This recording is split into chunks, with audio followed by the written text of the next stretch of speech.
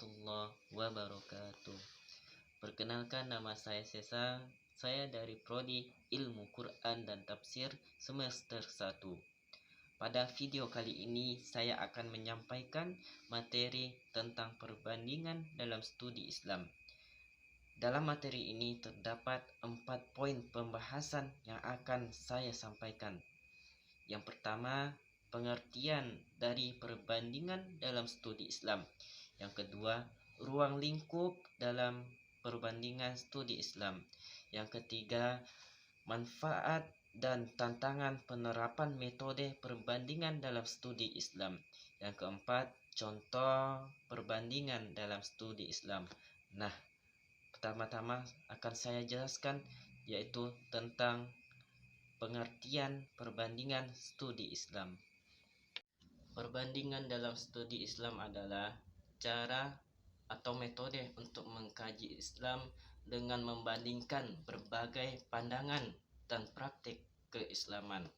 Tujuannya bukan untuk menyalahkan satu pendapat dan membenarkan pendapat lain, melainkan untuk memahami berbagai perbedaan tersebut secara ilmiah dan objektif. Dalam studi Islam, perbandingan dilakukan agar kita tidak berpikir sempit dan tidak mudah mengklaim bahwa hanya satu pendapat yang paling benar. Dengan pendekatan ini, Islam dipahami sebagai agama yang kaya akan khazanah keilmuan. Yang kedua, ruang lingkup perbandingan dalam studi Islam. Perbandingan dalam studi Islam mencakup berbagai bidang penting. Pertama, perbandingan mazhab fikih. Kita mengenal 4 mazhab besar, yaitu Syafi'i, Hambali, Hanafi, dan Maliki.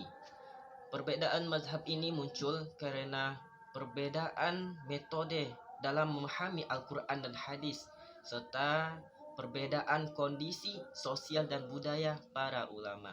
Kedua, perbandingan dalam bidang teologi atau akidah.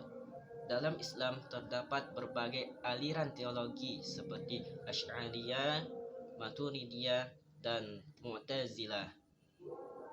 Perbedaan ini berkaitan dengan cara memahami hubungan antara akal dan wahyu serta konsep kehendak manusia.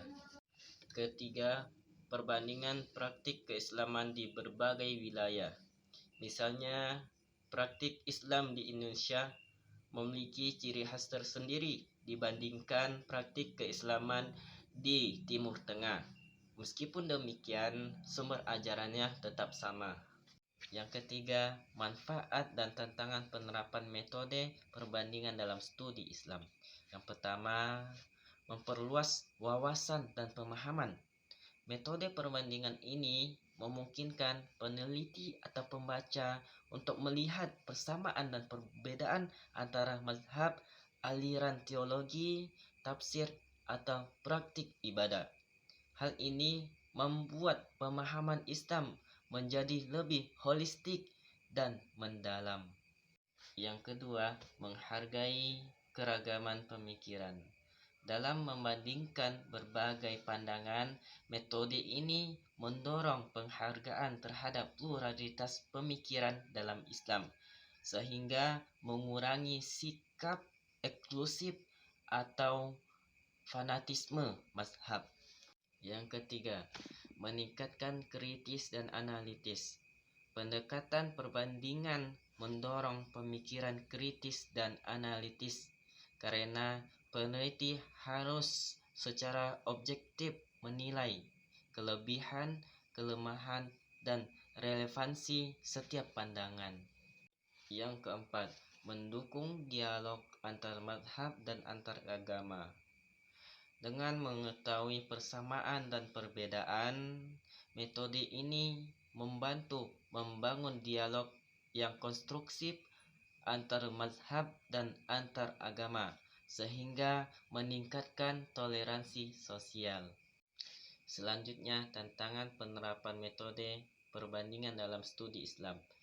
Yang pertama, keterbatasan sumber dan literatur. Tidak semua literatur klasik tersedia atau mudah diakses. Beberapa kitab mungkin terbatas dalam bahasa Arab atau terjemahan yang belum memadai. Yang kedua, kerumitan analisis.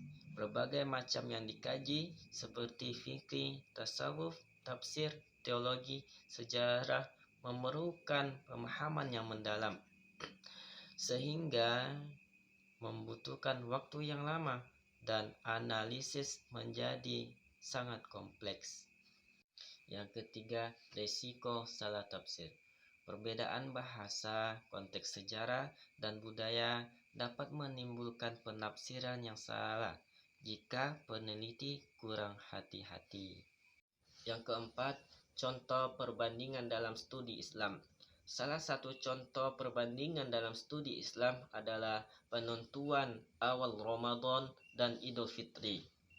Sebagian umat Islam menggunakan metode ruqyah, sementara sebagian lainnya menggunakan metode hisab. Perbedaan ini bukanlah bentuk perpecahan, melainkan perbedaan metode dalam memahami dalil. Contoh lainnya adalah perbedaan tafsir Al-Quran. Tafsir klasik yang lebih tekstual, sedangkan tafsir kontemporer lebih konseptual. Keduanya memiliki peran yang sama-sama penting dan saling melengkapi dalam memahami pesan Al-Quran. Sebagai penutup, dapat disimpulkan bahwa perbandingan dalam studi Islam merupakan pendekatan yang sangat penting untuk memahami pemikiran yang sangat beragam dan praktik keislaman. Perbedaan dalam Islam bukan untuk dipertentangkan atau diperdebatkan, melainkan untuk dipahami sebagai kekayaan intelektual umat. Melalui studi perbandingan, kita diajak untuk berpikir terbuka, objektif, dan saling menghargai. Tujuan dan manfaat perbandingan dalam studi Islam. Tujuan utama dari perbandingan dalam studi Islam adalah memahami Islam secara menyeluruh dan mendalam. Selain itu, pendekatan ini juga bertujuan untuk menumbuhkan sikap toleransi dan saling menghargai setiap perbedaan. Manfaatnya antara lain, yang pertama, membantu umat Islam bersikap moderat. Yang kedua, menghindari fanatisme berlebihan. Yang ketiga, mendorong dialog antar mazhab dan antar pemikiran. Dengan memahami perbedaan secara ilmiah, konflik dan kesalahpahaman dapat diminimalkan. Demikian penyampaian materi dari saya, yaitu tentang perbandingan dalam studi Islam. Apabila terdapat kekurangan ketika saya menyampaikan materi, saya mohon maaf. Sekian dari saya. Assalamualaikum warahmatullahi wabarakatuh. Saatnya sudah acuh tadi.